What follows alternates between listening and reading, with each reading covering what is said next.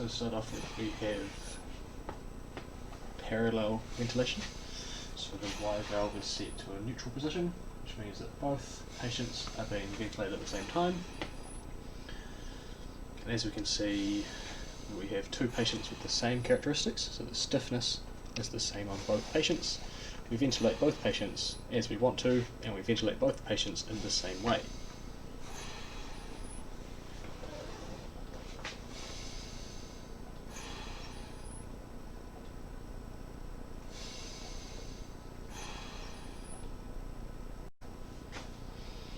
However, with just the straight parallel ventilation, if one patient's lung, for example the grey lung, becomes a lot more stiff, then they're going to receive a lot less air than the healthy lung, and the healthy lung conversely will receive more volume than they were previously.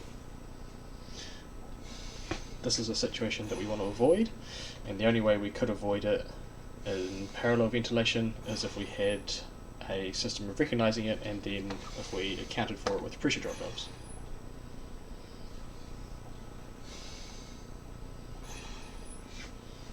When we're using the active ventilation system, so we'll set the respiration rate to approximately double. We'll lower the inspiratory period.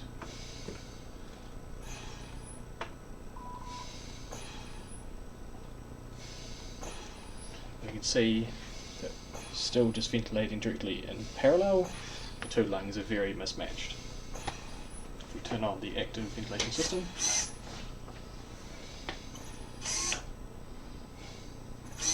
and we divert every second breath between the healthy lung and the unhealthy lung.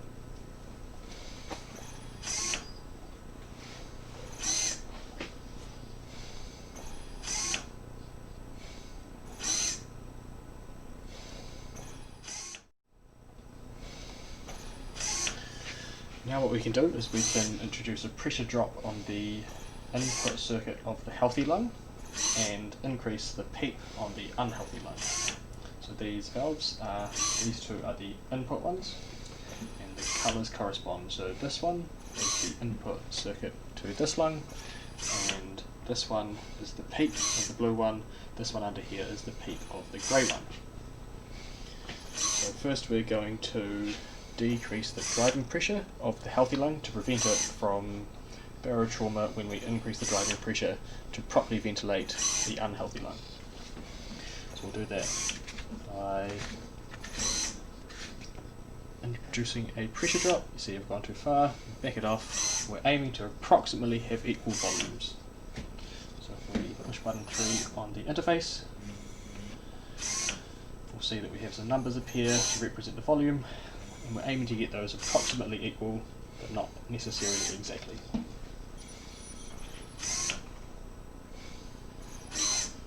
Cool, so now we've got the volumes pretty much the same. We'll increase the driving pressure, for example from 17 up to about 27.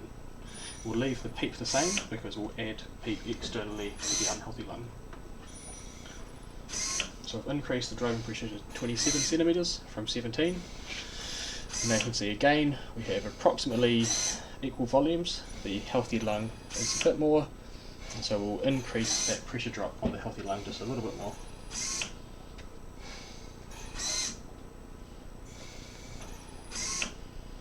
Cool, and now they're pretty similar again. Now we'll increase the PEEP on the unhealthy lung in order to get better lung recruitment.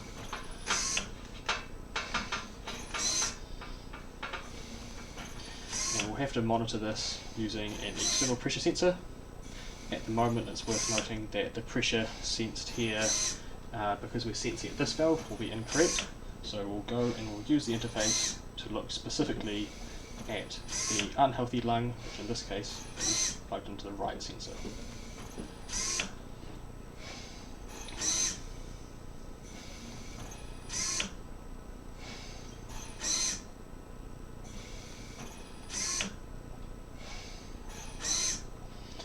See the PEEP is still about 6 centimetres of water, so I haven't increased it much from the machine set of 5. So I'll dial that up a bit. We're getting around about 10. So this number here represents the peak, the yellow number at the bottom. So it's approximately 10. We'll go up to 12 for example. So we'll increase that a little bit more. And there we go. So we have a peak of 12. And now we want to re-equalize the volumes and make sure we're not causing any pressure-related injuries in the healthy lung. So we'll go back to looking at the inspiratory sensor, this one here, and we'll match the two volumes. So that will increase the pressure drop, the PIP, a little bit on the healthy lung.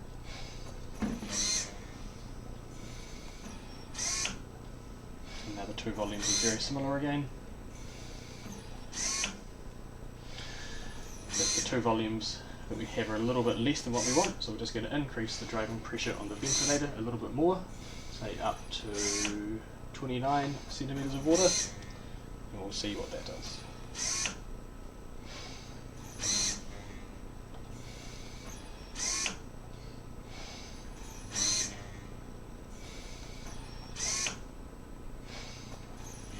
So we'll increase this one a little bit more, and increase the peak on the unhealthy lung just a little bit more as well.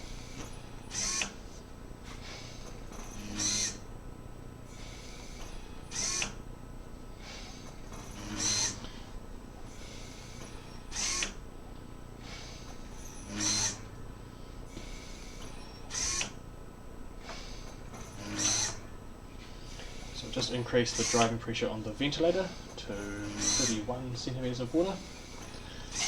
And if we now look at the individual sensors, we can see what pressure characteristics we have on both of the lungs. So on the unhealthy one,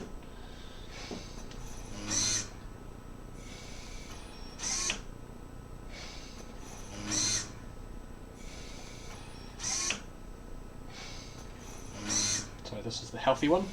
So we have a peak of 5, or 4 or 5. We have a PIP of approximately 19, so that's very similar to the PIP of 17 and the peak of 5 that we initially had sent on the ventilator. And the total volume is around about 540 millilitres. So we can adjust that a bit more if we want. We can decrease the PIP, or we can decrease the driving pressure on the ventilator. First we'll just have a look at the unhealthy lung, the grey lung.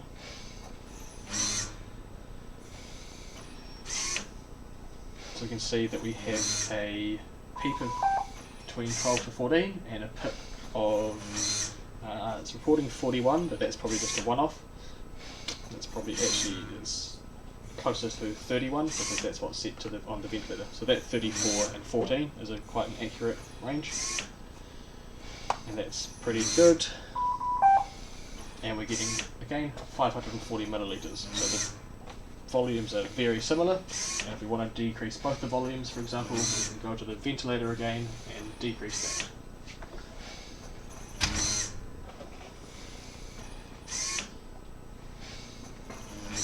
So there we go, so we've decreased the volume on the unhealthy lung to 500 millilitres, and we now have a range of pressures between 14 to 29 centimetres of water. So that's pretty good. And if we check the healthy lung,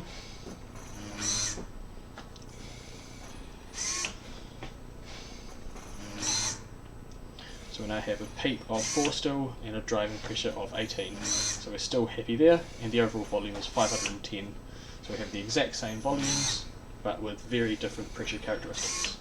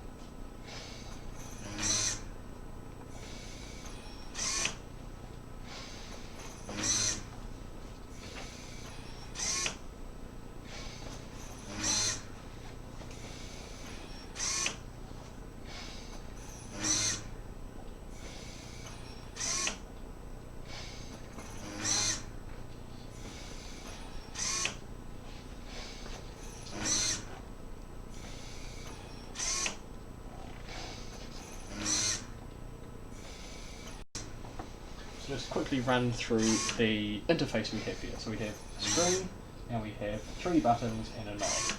This is the prototype version, obviously. There is a printed circuit board that is a nice cohesive system and doesn't have all of the prototyping wires. So by default we have the plotting view, and we can see the pressure and the flow waveforms of the system. And this is currently looking at the inspiratory sensor, so the sensor that goes into the active switching valve. The pressure, you can see these notches on the side. Each notch represents 10 centimetres of water, and for the flow, each notch represents 10 litres per minute of flow. You can toggle showing numerical values by pressing the 3rd button. So if we push the 3rd button now, we can see that we have the current pressure, the current flow, and then we have the peak and the pip for each patient. It's worth noting that this is the peak and the pip recorded at the inspiratory sensor at the moment. So this isn't necessarily an accurate representation of what's actually happening, because this is above the pip pressure drop, and also there's a couple of little leaks in the system, which means that the flow is also not quite correct. So these other 2 numbers here we can see are the volumes, and because this is measured above the valve where most of the little leaks are, this overestimates the volume. So if you want to look at the volume more accurately, you simply press the 2nd button, and then you can select which sensor specifically you're looking at, for example the left one. So this is the healthy lung from before. So we can see here that we have a peak volume of approximately 12 centimetres of water and a peak of around about 4 centimetres of water. Sorry, the pip is more like 19 centimetres of water, so that is the 30 odd that we were seeing before, minus the pressure drop that we induced in that by dialing up that blue pressure drop valve. We can also look at the right hand one, which was the unhealthy lung from before. So you can see here that we have a driving pressure, a maximum driving pressure of around about 40 centimetres of water and a peak of around about 12 to 14 centimetres of water. So this is a little bit more than the ventilator says that it's outputting, and that's probably because it assumes we're using a different giving set and we're measuring it above the ETT tube, or above the ET tube rather than actually at the bronchioles. We can also look at the expiratory sensor. And so the pink line that is appearing vertically on the screen is when we are switching the valve. And so so we can see that we're switching partway through the expiratory period.